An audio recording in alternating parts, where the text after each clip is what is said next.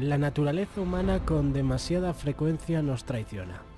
Nos traiciona porque, si bien es cierto que deseamos dar lo mejor de nosotros al Señor, pronto descubrimos cuán egoístas somos y retenemos con nosotros aquello que una vez prometimos entregarle a Dios.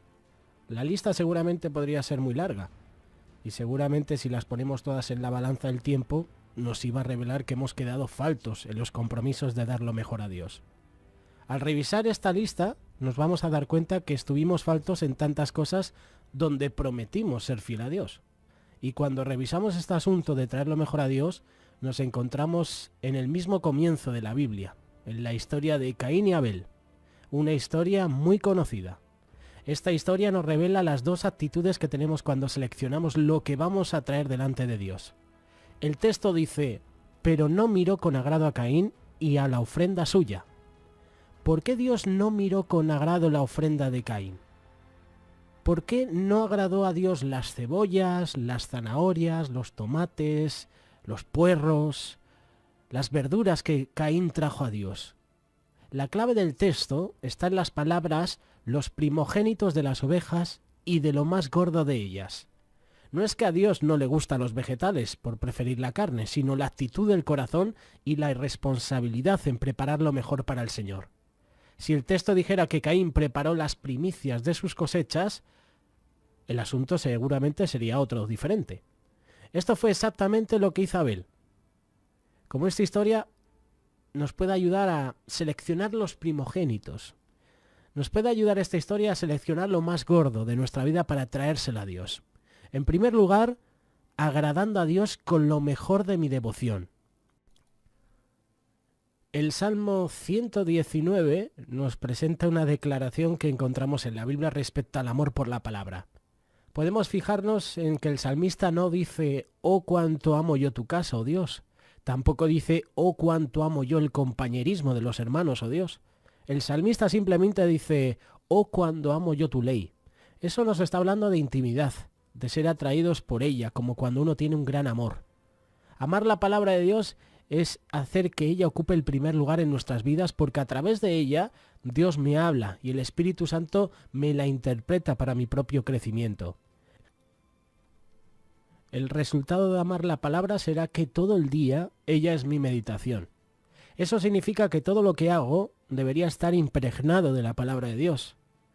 La lectura de la palabra no es una opción.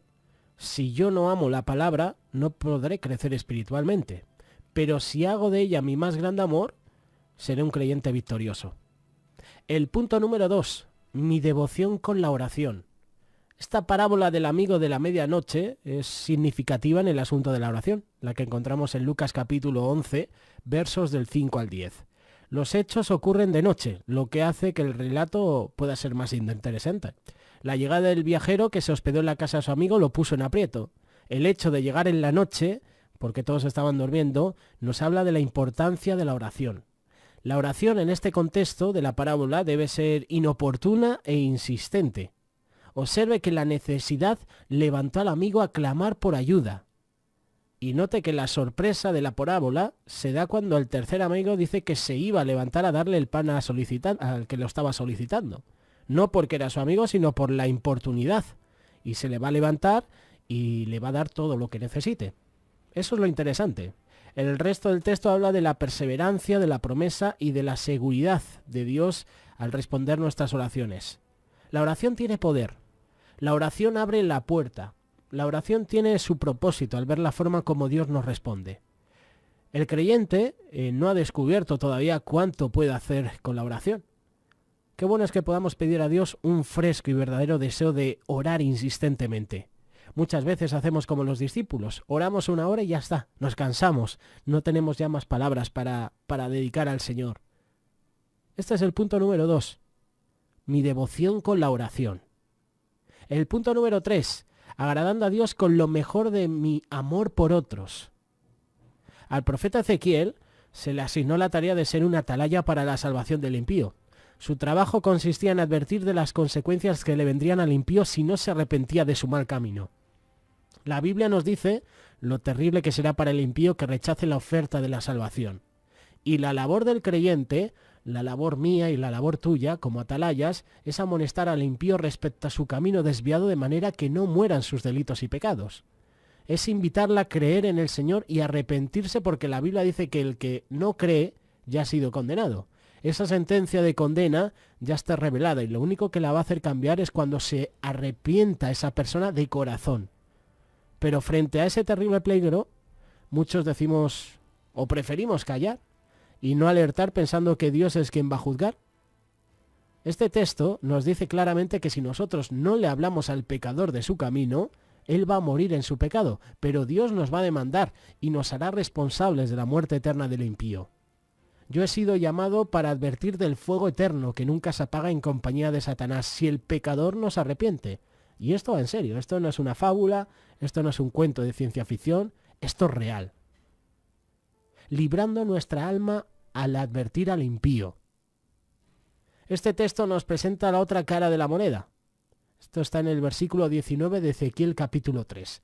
Nos habla del trabajo que debe hacer el atalaya. Nos revela este texto que nuestra responsabilidad no es hacer que la gente se convierta, sino presentarles el mensaje que los pueda librar de una muerte eterna. Nosotros sabemos cuán dura es la palabra de Dios. Sin embargo, nuestra tarea debe ser alertar al pecador que si no se arrepiente de sus pecados, va a morir y su muerte será eterna. Otra vez es amonestarle hasta que sepa que si rechaza el Evangelio de la gracia, no solo va a ser excluido de la gloria de Dios, sino que el alma será atormentada para siempre en el fuego eterno. Nuestro trabajo como cristianos es traer a los hombres al conocimiento de Cristo. Es evangelizarlos para que ninguno se pierda, sino que tengan vida eterna. En este sentido, el asunto que más debiéramos pedirle al Señor es que nos dé pasión por las almas. Que ninguna persona con la que tengamos contacto se quede sin saber que hay un Salvador que lo ama y que lo quiere librar de la muerte. Lo que Pablo escribió a los hermanos corintios respecto a la mayordomía del dar, ya Abel lo había practicado muchos años atrás. El planteamiento respecto al por qué Dios miró con agrado la ofrenda de Abel pasó por la prueba de dar según haya sido prosperado. Y este es otro punto. Debemos dar según hayamos prosperado. No tenemos que poner en duda que Caín fue prosperado como agricultor y lo mismo su hermano Abel como pastor de ovejas. Los dos habían prosperado en sus oficios. El asunto estuvo en la determinación de dar lo mejor. El tema de dar al Señor lo que a Él le pertenece sigue siendo el talón de Aquiles para muchos hermanos. En mi caso, tengo áreas donde todavía no dejo que el Señor actúe por mi orgullo o por mi vanagloria. Como no fueron enseñados sobre esta parte de la mayordomía, a la hora de dar, esbozan argumentos y al final se pierden de una de las bendiciones más gratas. No son pocos los que están de acuerdo con el diezmo porque lo consideran de la ley, cosa que no es cierta, porque antes de la ley ya el diezmo existía. El asunto es que Pablo lleva la práctica de dar a un nivel mayor cuando nos dice que nuestra meta es dar según hemos prosperado. Esto no le pone límites al dar. Debemos dar con gozo en el corazón. Pablo nos sigue hablando de este tema en el contexto de la ofrenda que dieron los hermanos de Macedonia, a quienes él reconoce que vivían en extrema pobreza, pero que a pesar de esa pobreza, a pesar de esa condición, no impidió que fueran ricos en su generosidad. A este respecto es que Pablo recomienda dar como una decisión sabia, inteligente, llena de adoración y de gratitud, no con tristeza ni por necesidad, sino con gozo. Y es tan importante la enseñanza de esta mayordomía que el apóstol recomienda preparar esto con anticipación, de una manera responsable sobre todo, dar de una manera responsable. La inversión más segura que tenemos los creyentes es la que hacemos en el banco del cielo. De hecho, tenemos la recomendación de hacernos tesoros en el cielo donde nada afecta a esa inversión, y eso va a ser lo más estable. Pablo nos dice acá mismo que el acto de dar con gozo, de sembrar generosamente, de no retener lo que Dios le pertenece, es respaldado por el poder de Dios que hace que abundemos en gracia y que tengamos lo suficiente. Traigamos este nuevo año lo mejor a nuestro Señor, lo mejor de nuestras ofrendas, lo mejor de nuestros cultivos, lo mejor de nuestros frutos, agradando a Dios con lo mejor de mi servicio hecho con diligencia, como dice Romanos capítulo 12, verso 11. Este capítulo tiene de todo para el creyente. Después que Pablo nos exhorta a presentarle al Señor nuestro cuerpo en sacrificio, agrega una larga lista de nuestros deberes como hijos de Dios. De hecho, Tenemos varios estudios bíblicos que hemos realizado sobre Romanos capítulo 12. Lo puedes encontrar en el link que te ofrecemos un poquito más arriba. Todo esto para ponerlos dentro de lo que debe ser el servicio que le presentamos al Señor. Y es en medio de todos estos deberes que Pablo nos dice que seamos diligentes, sobre todo cuando se trata del servicio al Señor. Nosotros no podemos ser negligentes en el servicio a Dios, y muchas veces lo somos. No somos fieles a Dios en el servicio. No puede ser que cuando se trata de las cosas de Dios, ellas ocupan el último lugar. Pablo nos dice 4 cosas que deben ser consideradas cuando se trata de lo que debemos hacer para el Señor. Por un lado nos dice que seamos diligentes, que es todo lo contrario a la negligencia o a la irresponsabilidad.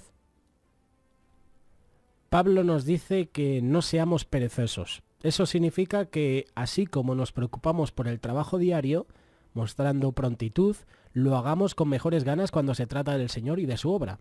Y también nos dice que tengamos un espíritu ferviente a la hora de servir a nuestro amado Señor. Presentando mis dones al servicio.